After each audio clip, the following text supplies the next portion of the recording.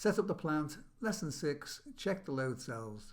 This lesson will guide you in checking the load cells to ensure the accuracy of the machine.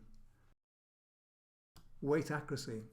When the plant is in operation, the total weight shown will fluctuate slightly. The fluctuations are in the region of plus or minus 1 kilogram. If the fluctuations go over this tolerance, there is something wrong. It could be stone wedged between the frame and the pan, for example. The pan mixer should only be sitting on the load cells to work correctly.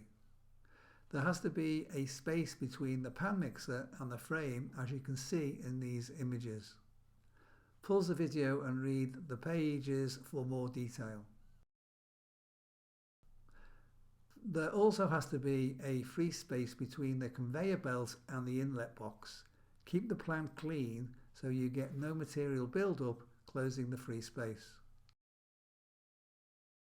Make sure the discharge gate rubber does not interfere with any other parts. If it carries some weight, the weighing accuracy will be impaired. For a quick weight cell test, put a weight, for example a known 50 kilogram weight, over each of the weight cells. Each cell should show the same weight.